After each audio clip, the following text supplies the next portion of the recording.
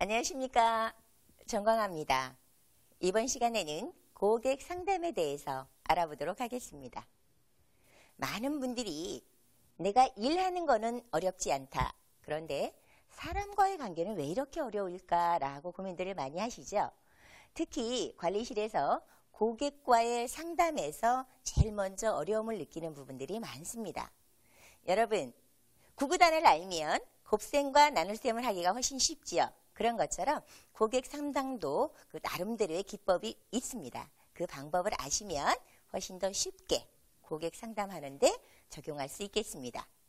많은 분들이 화법에 문제가 있다 이렇게 얘기들을 하지요.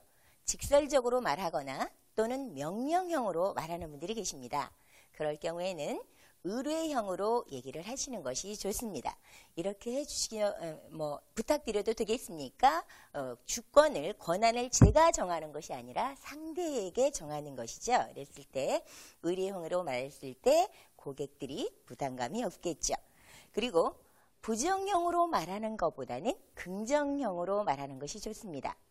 아니, 컵에 물이 반컵밖에 남지 않았네? 이렇게 말하는 것보다는 아직도 반컵이나 남았네 라고 얘기한다고 하는 것처럼 많은 말 중에서 긍정형으로 말하는 것이 중요하다고 하겠습니다.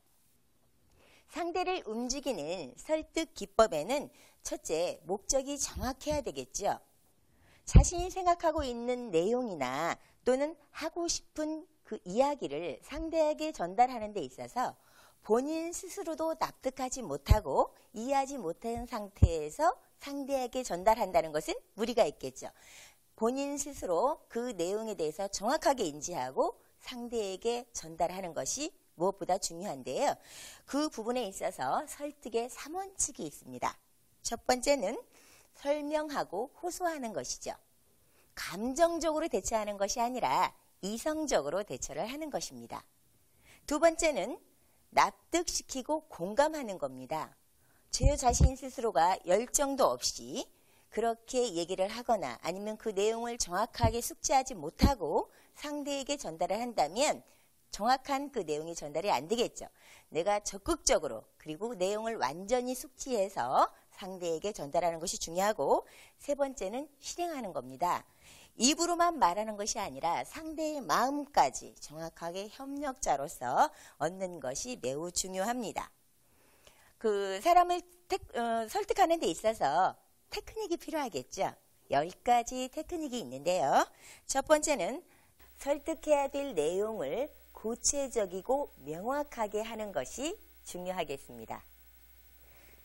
보통 얘기를 할 때 정확하고 명확한 얘기보다는 주변에 잡다한 것을 많이 섞어 설명을 하다 보면 진실이 아닌 것처럼 비칠 수도 있겠죠. 두 번째, 사실을 갖고 설득을 하고요. 그 사실 이상 강한 재료는 없습니다. 정열을 가지고 얘기를 해야 되겠죠. 제가 정열 없이 무의미하게 또는 아주 소극적으로 이렇게 얘기를 하면 상대도 굉장히 적극적이었던 사람도 그 기운을 오히려 마음을 바꾸는 그런 계기가 될 수도 있겠죠.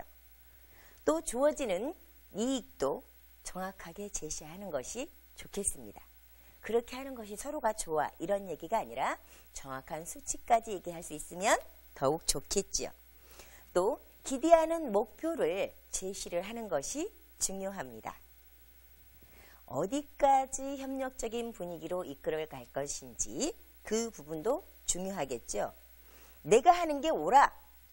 넌 나만 따르면 실패하지 않아. 라고 일방적으로 밀어붙이면 한계가 있습니다. 그래서 오히려 상대가 도망가는, 오히려 뒤로 물러서는 그런 일이 발생할 수도 있어요. 또는 말을 위주로 하는 것보다는 경청의 포인트를 두시는 것도 매우 좋습니다. 잘 듣는 것만큼 설득의 성공은 없다. 이런 얘기도 있거든요. 또 자존심을 자극하는 경우도 있고 또 자발성